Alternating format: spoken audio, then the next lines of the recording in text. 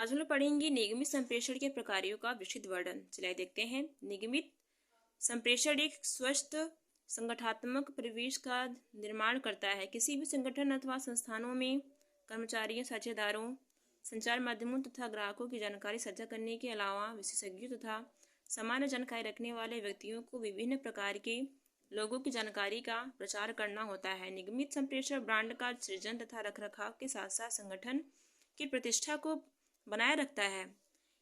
यह कंपनी के ब्रांड को संगठन के अंदर तथा बाहर दर्शाता है। इस प्रकार इसका प्रक्रम संगठन तथा बाहरी संस्थानों के बीच संपर्क सुनिश्चित करता है। वर्तमान में निगमित संप्रेषण का उपयोग एक सकारात्मक निगमित छवि प्रदर्शित करने, साझेदारों के साथ मजबूत संबंध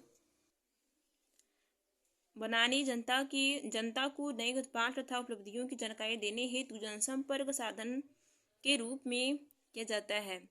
यह साझेदारों के साथ मधुर और स्वीकारात्मक संबंध एक सकारात्मक निगमित छवि बनाए रखने में सहायक होता है।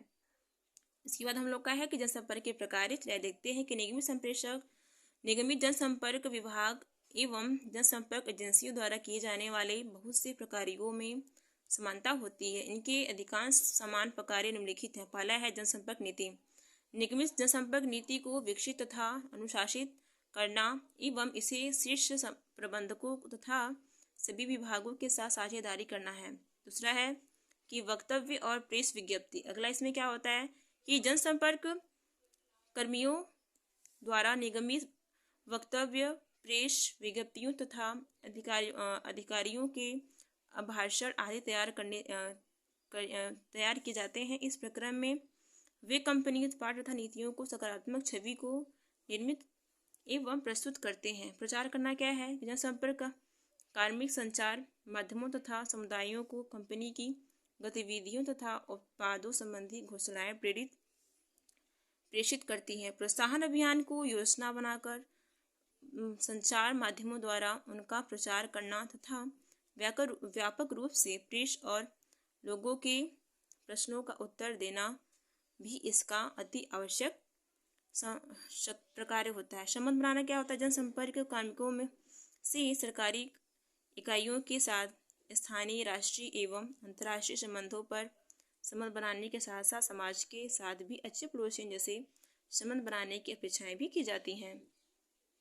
अगला इसमें है प्रकाशन। जनसंपर्क एजेंसियों को कभी कभी संस्थागत स्थानिक पत्रिका तैयार करने तथा उन्हें प्रकाशित करने जैसे कार्य को भी करना पड़ता है। अगला पॉइंट हमारा है जनसंपर्क गतिविधियों के क्षेत्र। इसमें है प्रेस से संबंध रखना। जनसंपर्क के जुड़े व्यक्तियों को प्रेस के सभी स्तरों अर्थात संपादन के संवाददाता तक के अच्छे संबंध बनाए रखना होता है। प्रेस तथा जनसंपर्क दोनों एक दूसरे पर निर्भर होते हैं। अच्छे ढंग से लिखी हुई तथा प्रेस विज्ञप्ति तथा समय पर प्रेस विज्ञप्ति उपलब्ध कराना, लेख लिखने के संवाददाता में मदद करना, आसान उपलब्धता, प्रेस की आलोचना से दूर रहना, पक्षपात और पक्षों पर अनुचित पक्षपात करने से बचना आदि प्रेस संबंधी की कुछ विशेषताएं हैं। अगला पॉइंट है विज्ञापन देना। इस एक उत्पाद की बिक्री के लिए विज्ञापन बहुत जरूरी होता है। विज्ञापन करने का उद्देश्य जानकारियों का प्रसार, लोगों को उत्पादों की उपभोग के लिए तैयार करने या प्रभावित करना होता है। समाचार पत्र, रेडियो, टीवी ये इसके कई भी अन्य संचार हैं जिनका उपयोग हम विज्ञापन देने के लिए कर सकते हैं। अगला पॉइंट हमारा है प्रकाशन।